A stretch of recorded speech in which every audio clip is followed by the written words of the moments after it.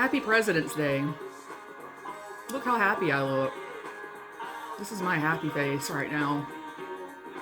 Not my despair face, it's my happy face. Anyway, I decided what I'm going to do all day, except maybe a load of laundry. Already ran to the store and back. I sit here all day and put together Legos. Because why the hell not? And I can listen to YouTube yap and put together Legos. I finished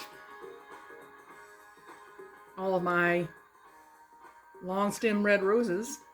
You know what's great about Lego flowers? They don't die. You don't have to be sad when they wilt, because they don't.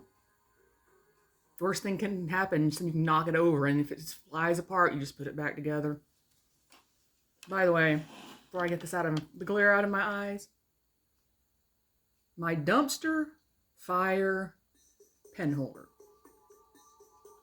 Never more of an appropriate pen holder than that. Right now.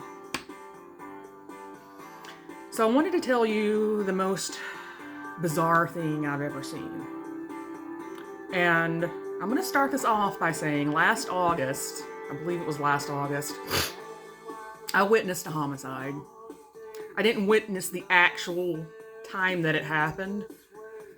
I had come home from work. I was watching Forrest Valkai, and James was getting home a little bit late. So I just had longer to watch Forrest Valkai in his biology lesson or whatever it was. Atheist call-in show, whatever it was. So James came in the door and he said, all these cars are going down in front of the, down our street. There's all these cars diverted off the highway. And so he said, there's a bunch of cop cars there on the highway. And I was like, I bet there was a wreck, because there's constantly wrecks on these highways where people want to make a left turn to cross multiple lanes, which is just so stupid to me, but that's a subject for another time. So I said, I'm going to take my phone and I'm going to record it and warn people in the area, don't try to come down this way, you won't get down. I got within a few yards of the highway, and I saw the body on the ground. It was just one person, I think. Or if there were more than one, I only saw the one body. But that wasn't what's so traumatic to me, because I've seen more bodies out in the wild, so to speak, because of the way I have to drive, than I've actually seen at funeral homes. More dead people in the street in the United fucking States of America than I have seen dead in funeral homes. So just think about that for a second. So it wasn't seeing the body that was so jarring, it was hearing one of the, I'm assuming, family members screaming, and it was something like out of a horror movie, or even worse, something out of one of those hell movies that we used to watch when we were a kid to get indoctrinated in the Christian religion. So that was pretty traumatic. I remember I just turned around once I realized what it was, and I had on Crocs, right? So that makes it really hard to walk. And I was trying to run in Crocs to get back in the house and slam the door, because it was horrible. And I was traumatized. But that doesn't make the bizarre things that I've seen list.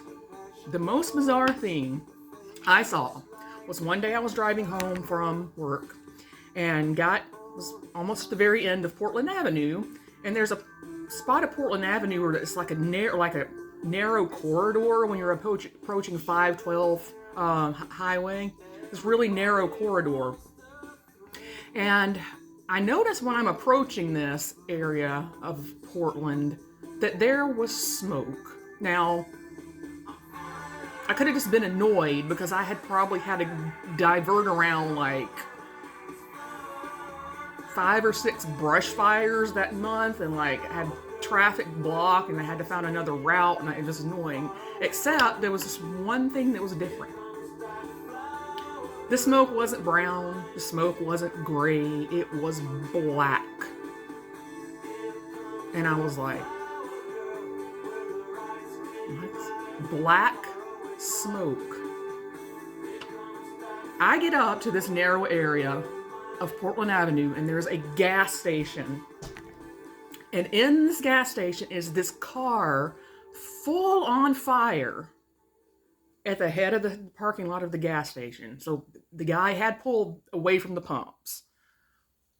He's standing right by the car with the phone on one hand, and in the other hand, he had one of those giant sodas that you get at the gas station. One of those, the giant size one. Just drinking pop on the phone, standing 2 feet away from a burning car. All I could think about, you need to get out of this narrow road before all the aid cars come. Before all the cars come and block us and we're essentially trapped with nowhere to go. You can't back up. You can't go forward. There was somebody in front of me. I guess they were mesmerized too and they were watching, and I just was like, go, go, go, go.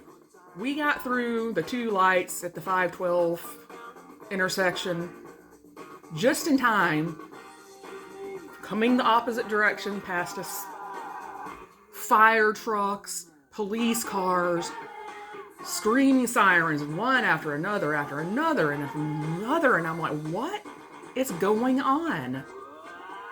So I got home and I posted to Facebook, and I said what happened.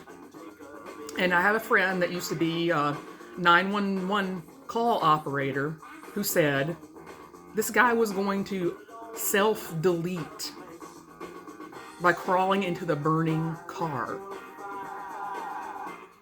I can't think of a more agonizing way to go, to be quite honest.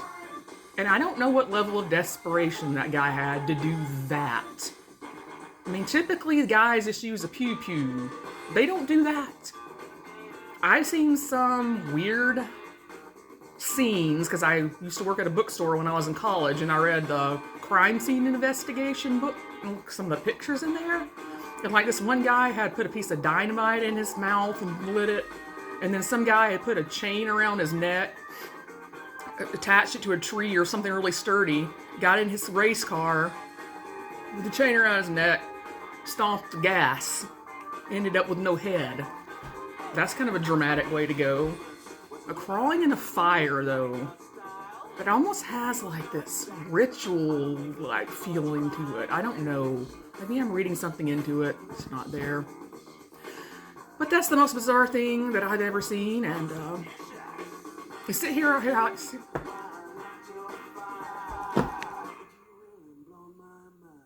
I don't think apathetic is the word to describe myself. I think I have had to detach myself from the horror because it's too overwhelming. The horror of this world, especially since Inauguration Day, which was about a month ago. Everything just seems so unreal, and I can't process. I process things really well. I'm not processing it's particularly great. But I do want to say, fuck Elon Musk, the president.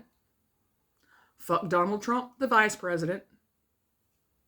Fuck Vance, the raging racist guy. I don't even know what position I would call him. Maybe he's in cosmetology school because he's got some damn good eye makeup. I'll give him that. He's got good makeup. Trump doesn't. And it's like, bro, Trump, it doesn't cost that much money for you to hire a decent makeup artist to, make a shade of orange that's a little closer to your natural skin color. I mean, you're looking more and more like a yam, I guess. The inside of a sweet potato. That kind of potato that at Halloween you chop it up and you mix it with sugar and butter and all that good stuff, and you throw some cinnamon on top and you throw some marshmallows on top and you throw some nuts on it. You're the color of that thing, Mr. Trump. Anyway, I hope everyone has a good day.